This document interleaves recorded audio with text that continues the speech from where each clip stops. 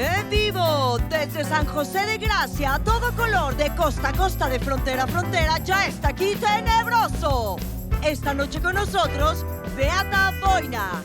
Queda con ustedes su anfitrión, el payaso más tenebroso, sabroso y goloso, ¡Broso!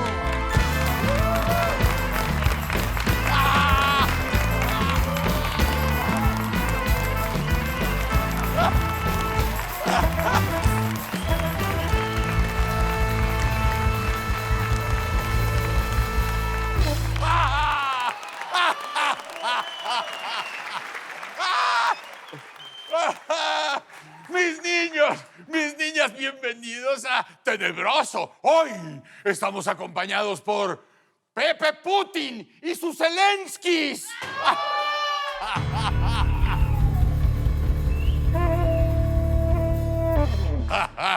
Chamacos, ya que nos tocó vivir en un circo decadente, los grandes circos, acuérdense, tienen 3 pistas. Vamos a la primera. Pista número 1.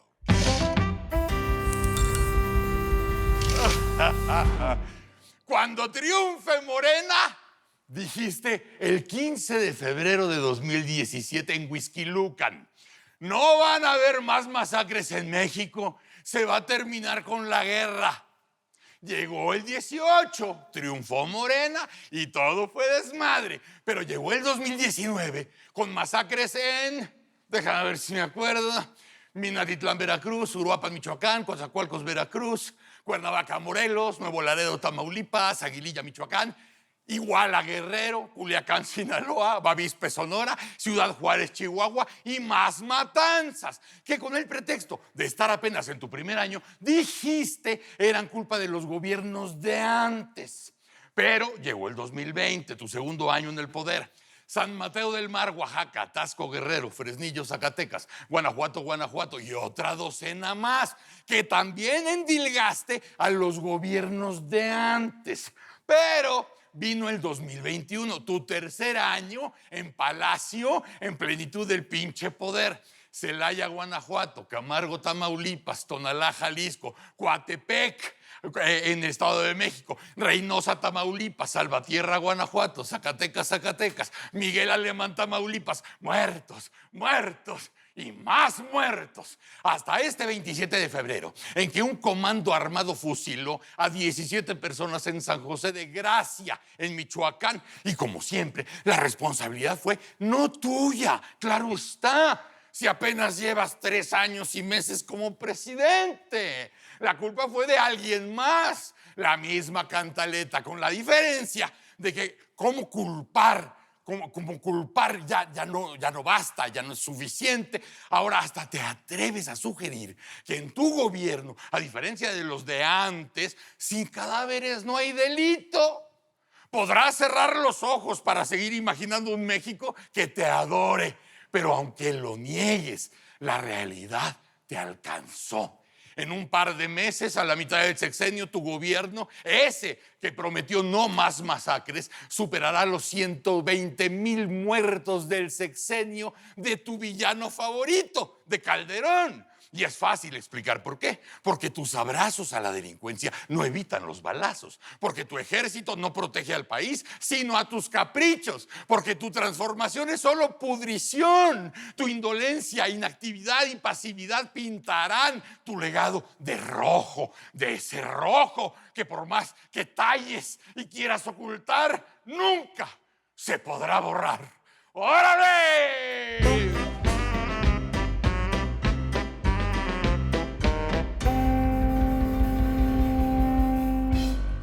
Pista número 2. Pues sí, mis niños, Andrés Manuel, ya sabes quién. Andrés Manuel le confesó a un grupo de periodistas que acabando su mandato en el 2024 dirá adiós a la vida política de México. Ya no puedo más, cierro mi ciclo y me retiro. Y fue lo que escapó de sus cansadísimos y resecos labios. Pero permíteme la incómoda pregunta, Andrés. ¿De qué ya no puedes más, Andrés? de que a diario te reclamemos que ahora sí trabajes en lugar de soltar excusas por más de 3 años más de promesas incumplidas, de que te pidamos nos aclares por qué te rodeas de tanto pinche bicharajo cuando hiciste campaña sobre una plataforma de honestidad, de ver que nos encabronamos cuando le vuelves a pegar a los pobres del país con medidas como la cancelación de las escuelas del tiempo completo, de las quejas porque militarizaste más a México que Calderón y Peña juntos, de que exijamos cuentas claras respecto a los conflictos de interés y tranzas descaradas de miembros de tu familia, de que te pidamos que ya no nos maten, así seamos periodistas, mujeres, enfermos de COVID, niños con cáncer o víctimas del crimen organizado. Pues no creo que el que ya no pueda más seas tú, porque la verdad, la triste y descarnada verdad, es que nunca pudiste, cabrón. Descubriste desde el principio que hacer campaña y gobernar eran cosas muy distintas y que solo en la primera estabas a la altura. No lo tomes a mal, pero no eres tú, somos nosotros. Nosotros ya no podemos más. El país ya no puede más. Y sí es cierto, ya no puedes más. ¿Qué no puedes más? No puedes poner más excusas, no puedes seguir sacando pañuelitos blancos, no puedes salirte por más tangentes, no puedes gobernar. Así que quizá es mejor que demos por terminada esta relación. No ponerla en pausa, terminarla, cabrón. Porque si en esos 3 años no aprendiste a tomarle cariño a servir a México, por duros que estuvieran los pinches chingadazos, no vamos a tolerar que pases los próximos 3 destruyendo al país con tus complejos, cabrón, tus rencores, cabrón, y tus venganzas, cabrón. ¡Órale!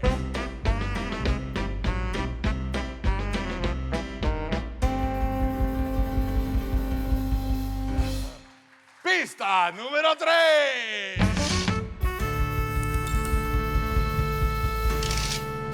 Chamacos, ¿se acuerdan cómo andábamos pidiendo un descanso de tanta noticia pinche que ocurre en México? Pues por andar deseando cosas, ahora nos cayó una noticia más pinche: el conflicto entre Rusia y Ucrania. Acá en México la postura del canciller Marcelo, del gordo, fue de condenar la invasión, pero luego Andrés como que suavizó el tono para con el camarada Putin, diciendo que México es amigo de todos los países. Luego quiso darle clases a la ONU de cómo ser la ONU. Y al final, sí, condenamos la invasión en la Asamblea General de las Naciones Unidas. Pero ¿cómo lo estamos viviendo en nuestro entorno, en nuestras redes? El tono va más o menos así. Es que en Ucrania hay nazis, hay corruptos y hay ojetes. Sí, pero tampoco Rusia vende piñas, cabrón, ¿no? Es que los Estados Unidos también han invadido países. Sí, cabrón, espérate tantito. Que otros hayan hecho algo ojete en el pasado no justifica las ojeteces que están saliendo hoy día. Es que Ucrania tiene un presidente manipulado por intereses extranjeros. Espérate, Ucrania tiene un gobierno elegido democráticamente, mientras que del lado ruso hay un dictador quien nomás no tiene autoridad moral para reclamar nada. Es de que Rusia no desea bases de la OTAN pegadas a su frontera. Pues no más que Rusia ya tiene bases de la OTAN pegadas a su frontera en las repúblicas bálticas. Si las bases son para fines defensivos, entonces la invasión justificaría la existencia. Es de que las sanciones económicas de Occidente son para debilitar al régimen ruso. Pues sí.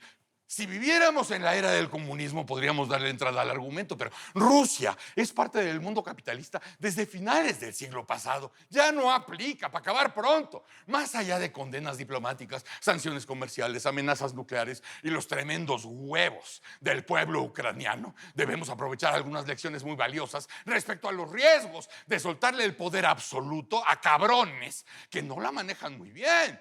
Para ponerlo claro, Putin es a Stalin lo que Castro era a José Martí, lo que Maduro a Bolívar. ¡Vamos!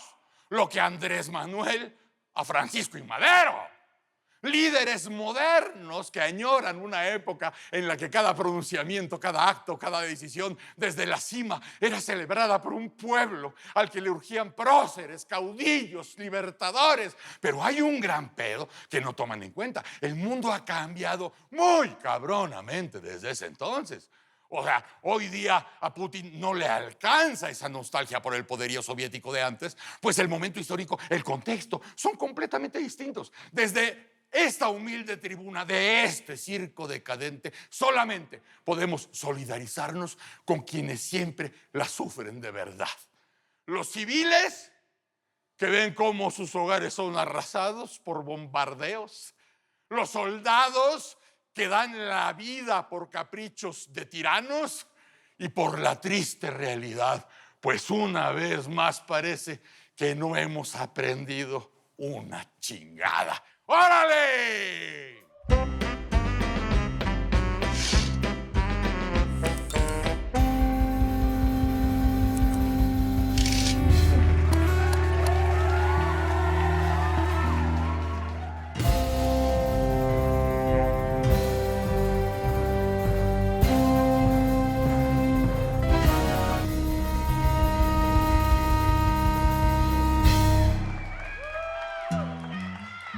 Gracias, muchas gracias. Muy amable, muchas gracias. Agradezco mucho a la producción de este bonito programa por invitarme, gracias. Y les comento, pues, aquí humildemente, que pues, aprovechando el impulso, próximamente saldrá a la venta mi disco de corridos en versiones de rap y de reggaetón. Pero bueno, ya vendrá. A continuación les voy a cantar lo que vendría siendo algo así como una historia de agárrenme porque me les voy. Y dice así.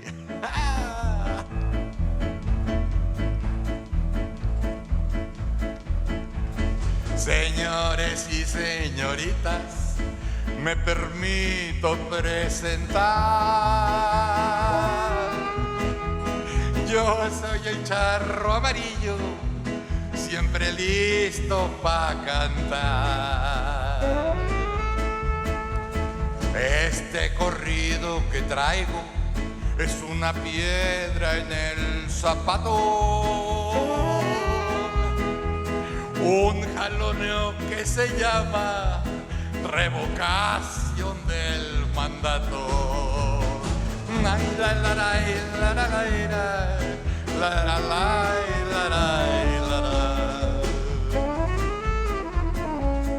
Justo en abril de este año piden ir a las casillas para revocar el mandato del señor Muerde Mejilla. La invitación está abierta para tachar con un plumón. Si el presidente se queda o lo corren por no.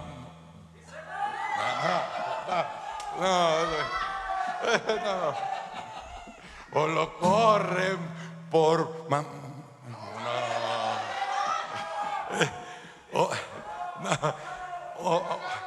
o le quitan el timón. La la la la la la la la la la la. Los que quieren que se quede armaron todo el teatrito, porque les gusta rogarle que se quede otro ratito. Quienes le siguen el juego dicen que esto es democracia, pero son solo maromas, pura mendiga Croacia.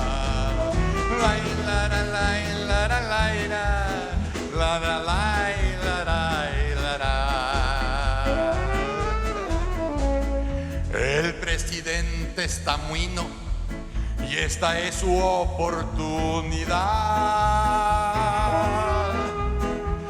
de írsele con todo al cuello al Instituto Electoral. La encarnación de la patria, del pueblo y de la nación, quiere encarnarse en las urnas y amarrar la sucesión. Vuela, vuela pajarito, vuela hasta tierra sagrada, pide por los mexicanos, pues nos lleva la chinga. No. Pues nos lleva la chinga.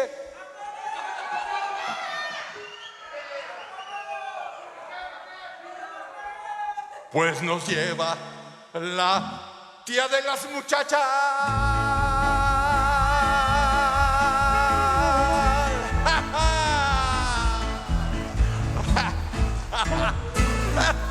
Gracias. Muchas gracias. Son muy amables, muchas gracias. Dios los bendiga. Muchas gracias.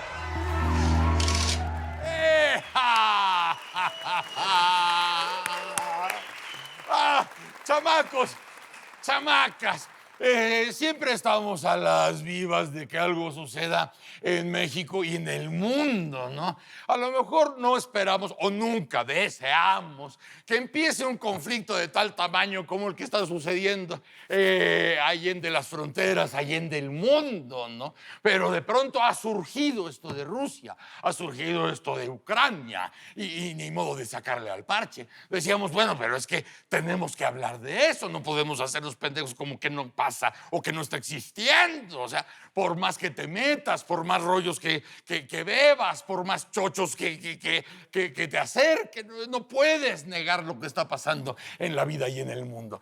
Pero entonces vamos a hacerlo muy bien. Hay una dama, hay una mujer, una analista, alguien experta en cuestiones, sí, de aquella región, pero también de otras regiones. Ella ha tenido mucho que ver con la diplomacia y con la academia. Creo que es la mujer en estos momentos más solicitada del país para dar su opinión, para dar su análisis, para explicar las cosas, y no podíamos dejar pasar la oportunidad de darle la bienvenida hoy aquí en Tenebroso a Beata Vojna. ¡Órale!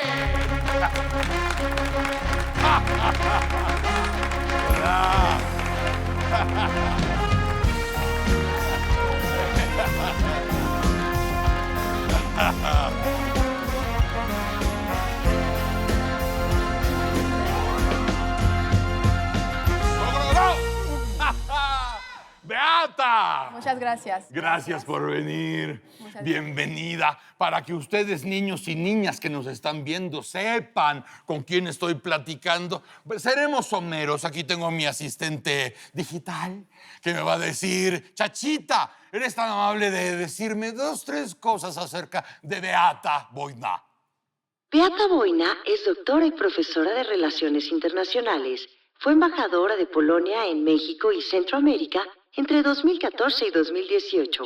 Ha escrito y coordinado numerosos análisis sobre relaciones internacionales en la Unión Europea, Polonia, España y América Latina. Gracias, Chachita. Bueno, es nada más para que se den un ligero quemón. Podríamos haber avanzado 2 cuartillas de todo lo que ha hecho esta dama, pero estamos tratando de ser breves y sustanciosos. Beata. Muchas gracias. Gracias por la invitación. Y te voy a decir una cosa. Hace 8 años llegué a México, te vi en un programa y dije, qué país tan raro. Y tuvieron que llegar los rusos para que yo estuviera contigo. Y qué bueno conocerte.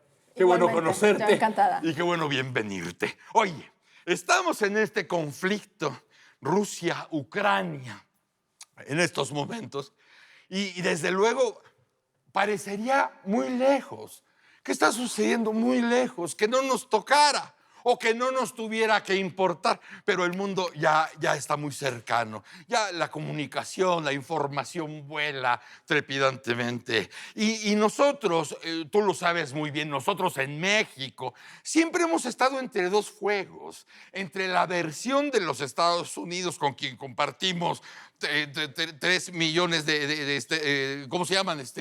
De kilómetros de frontera, ¿no? Sí, así es. Ujú. Y Sudamérica, donde la historia de Rusia se cuenta de otra manera desde 1959. México ha estado mediando la relación porque justo queda en medio de las dos visiones. Sí, o sea, cuando empezó toda esa historia de Rusia contra Ucrania, la verdad es que a mí me preocupó muchísimo el hecho de que todos los que estaban apareciendo en los medios de comunicación lo que intentaban era justificar el derecho de Rusia a intervenir en Ucrania, a tener una zona de influencia, un colchón, que la OTAN es expansionista, que Rusia se siente amenazada, que Rusia es pobre, en sentido de que tiene ese sentimiento de ser herida después de la caída de la Unión Soviética.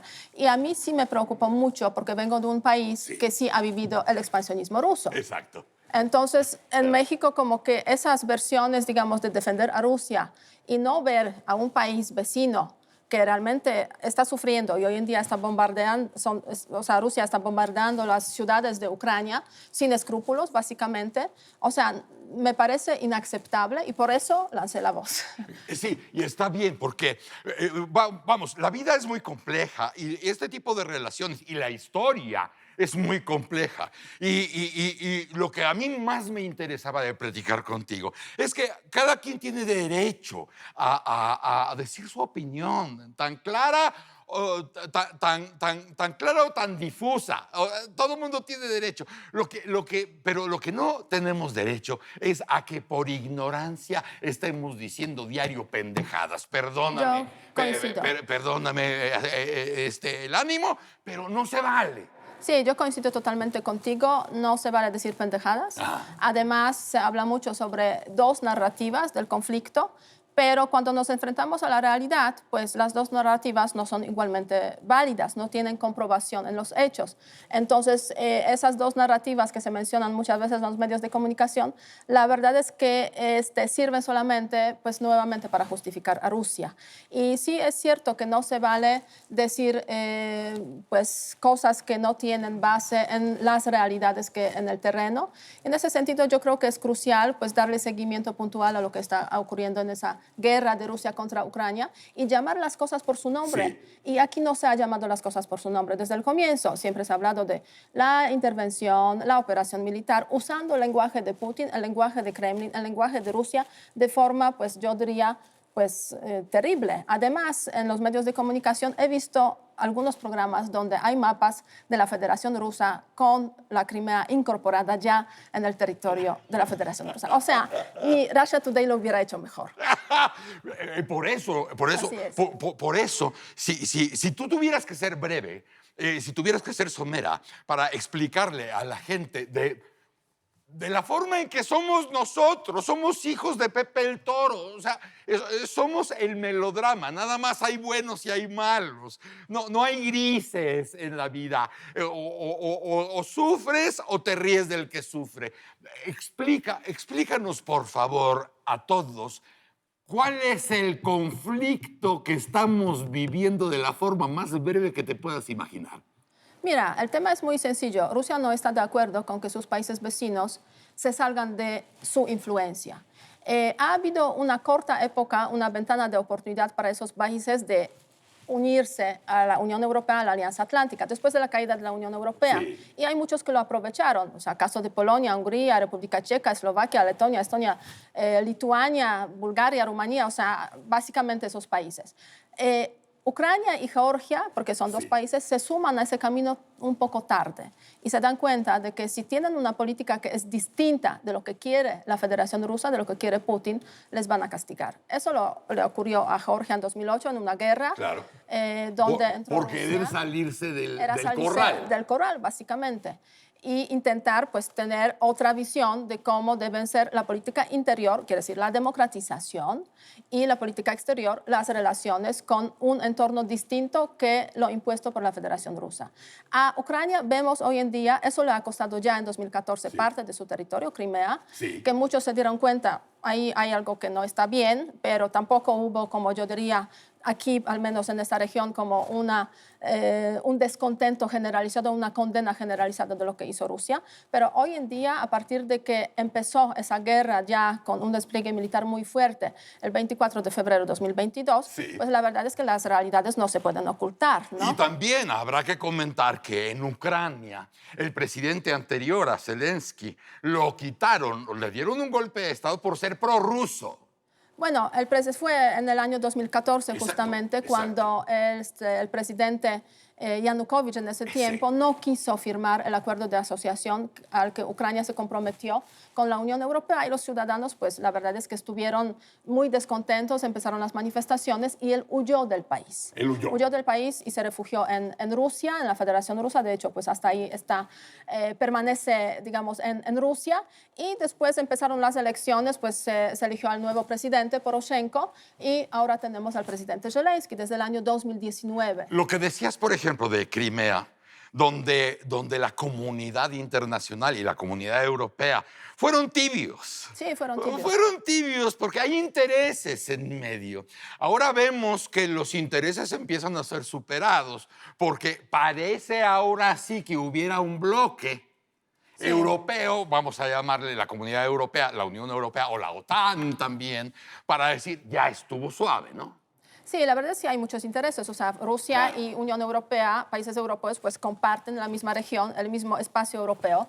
Entonces, durante, se puede decir, los 30 años desde la caída de la Unión Soviética, se han generado muchos vínculos entre la Federación Rusa y los países europeos. Muchos vínculos de relaciones comerciales, intercambios comerciales, temas energéticos muy importantes en ese contexto, inversiones. Unión Europea es primer inversionista en la Federación Rusa. Entonces, claro, romper esos vínculos es, se puede decir, darle un golpe también a la economía europea, ¿no? Y por eso en 2014 la respuesta fue suave frente a lo que ocurrió en Crimea y debió ser mucho más tajante para evitar lo que estamos viendo y viviendo hoy en día. Hoy en día los europeos se dieron cuenta, del Occidente, de la Unión Europea, de la OTAN, de los Estados Unidos incluidos también, que si no hay una respuesta tajante, este hombre de Kremlin no se va a parar. O sea, se trata de ocupar Ucrania, no cabe duda, pero el siguiente paso puede ser Letonia, Estonia, Lituania, que han sido en su momento parte de la Unión Soviética, y pues en Polonia pensamos, ojalá no, pero nosotros somos, digamos, en la lista, en la fila, digamos, el siguiente paso que podría darse también. En la historia en general, las circunstancias juegan mucho. Zelensky es una circunstancia con la que no se contaba. Estamos hablando aquí de egos y de vanidades. De pronto Zelensky, por su historia, por su personalidad, por lo que finalmente representa, se volvió en 3 días un rockstar. Sí, así es. Esto dificulta muchas las cosas en el Kremlin, porque ya no es tan fácil tocar a Zelensky. O sea, en una de esas, mandarlo matar o hacer que desaparezca o que salga del palacio frío, helado, eso puede ser casi un suicidio. Sí, pero yo creo que Putin se atrevería a hacerlo si tuviera esa ocasión, desafortunadamente. Ahora bien, Zelensky es un factor importante, no cabe duda. Un presidente que antes, o sea, en diciembre, antes de que inició la guerra, pues tuvo popularidad baja, 26%, cometió muchos errores durante su presidencia, pero a raíz precisamente de ese conflicto armado, de esa guerra y su actitud frente a la guerra, pues obviamente pues todos ucranianos lo arroparon de una forma, yo diría, pues generalizada. Pero es un factor importantísimo para, digamos, la moral de la gente. Pero hay otros factores. Las Fuerzas Armadas ucranianas son fuertes. O sea, valga la redundancia, o sea, son fuertes. A lo largo de los últimos años se han modernizado, se han fortalecido. Y es un factor, creo, que Rusia no tuvo en consideración. Y también habrá que decir, no sé si estás de acuerdo, que el ejército ruso como tal, la milicia rusa, está mermada. Sí, están confusos, están Porque confundidos. hasta sí. donde yo me acuerdo, ya con Putin empieza a darle más juego a la inteligencia y a ese tipo de agencias que al ejército. El ejército deja de jugar lo que jugaba. Incluso acabo de ver un reportaje donde los tanques están en mal estado, los tanques se les están ponchando porque no vieron por ellos, ni siquiera los prendían, los tenían ahí arrumbados y de pronto cuando los sacas a los caminos se quedan ahí. se O quedan sea, ahí. la verdad es que sí, las fuerzas, o sea, siguen siendo uno de los países que tienen las fuerzas armadas más poderosas del mundo. Ahora bien, cuando hablamos de la guerra hay dos factores importantes: los recursos y la voluntad. Sí. Los recursos los rusos los tienen, aunque pues por ahí hay varios errores que se han cometido, pero los recursos, digamos, los humanos, los seres humanos, los soldados rusos no necesariamente están peleando por su patria, ¿no? Entonces, en ese sentido, la moral es muy baja y eso se ha demostrado a lo largo de los últimos días. Mientras que los ucranianos tienen voluntad, o sea, inquebrantable, porque están defendiendo su patria y además tienen fuerzas armadas con ciertas capacidades, recursos y obviamente los países del occidente les han enviado mucho armamento nuevo y eso facilita mucho las cosas en esa confrontación que resulta se vuelve no tan desigual como lo hemos pensado cuando empezaba ese conflicto. Entonces, es un factor, yo diría, crucial a la hora de entender lo que está desarrollándose hoy en día en el terreno en Ucrania, donde Rusia no logró conquistar Ucrania en 3 días, como lo tenía planeado. Sí, porque de pronto todo el mundo se imaginaba que venía la madriz atronadora, ¿verdad? Y ya se acabó y a ver las consecuencias. No, la tensión ha ido aumentando y se ha ido alargando. Así es. Lo cual también obligó a la comunidad europea en general, a Estados Unidos, a dejar las tibiezas. Porque no puedes prolongar la tibieza. Tú lo sabes, hay presidentes como el nuestro, como Andrés, donde dice, sí, en la ONU se condena la invasión, pero somos amigos de todos. Pero aquí se habla del turismo ruso. Sí, y Aeroflot, y somos amigos y no vamos a cortarle, no vamos a cortar la relación comercial, o sea... Sí, hay ciertas ambigüedades, para decirlo de forma diplomática. Sí, diplomáticamente sería ambigüedades, yo le llamaría huevos tibios, ¿no? O sea, hablando de una cuestión, vamos a decir, calórica, ¿no? Pero eso ya no es posible mantener la tibieza.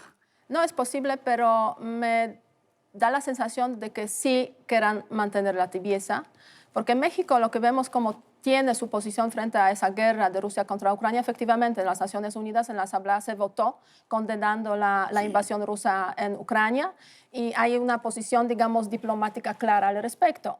Ahora bien, hay una serie de acciones que se podrían tomar y que no se han tomado hasta ahora. ¿Cuáles?